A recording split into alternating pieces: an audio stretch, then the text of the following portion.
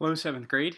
We are in the second part of chapter 27. The first 14 verses are all in the law, which you read at home, and we're going to be starting in verse 15.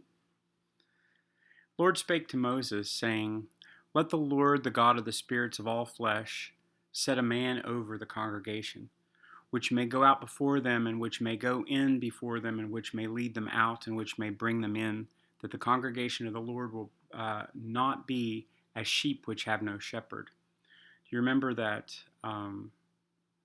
Aaron died, and Moses is not allowed to go into the promised land, and they are at the place where they're going to need to be. So they're at the Jordan River now.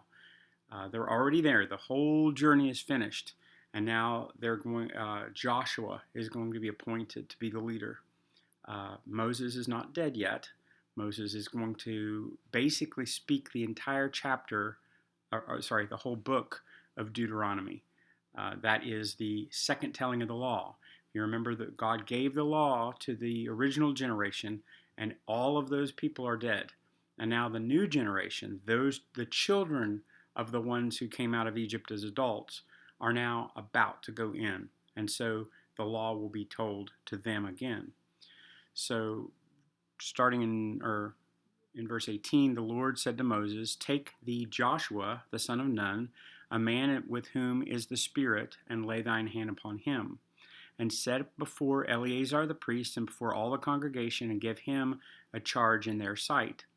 And thou shalt put some of thy honor upon him. Interesting.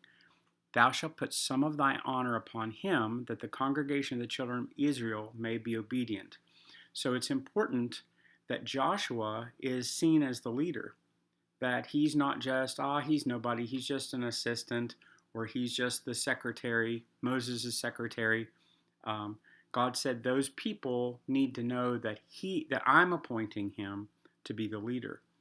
So do you see, God's kingdom is longer than men's lives, and there will be a time when that's not going to be the case, but right now death takes us, and there will be one leader that's replaced by another over the centuries, and we have a part to play in that. And there is to be, God can still work with the new person. When the old person is gone, it does not mean that God's blessing is gone. Okay, and we're going to see this with Joshua too. 21. He shall stand before Eleazar the priest, who asked counsel for him for the judgment of the Urim before the Lord. At his word they shall go out, and at his word they will come in, both he and all the children of Israel with him, even all the congregation. And the Lord and Moses did as the Lord commanded him, and he took Joshua and set him before Eleazar the priest and before all the congregation, and he laid his hands upon him and gave him charge as the Lord had commanded him by Moses. So we'll see what happens tomorrow. That is the successor. God is always planning. God's never taken by surprise. He's always planning. He knows what's going to happen today and tomorrow, and he knows the end of every path, and we can trust him. I hope that you're doing okay. I'm praying for you. I love you, and I wish we were together.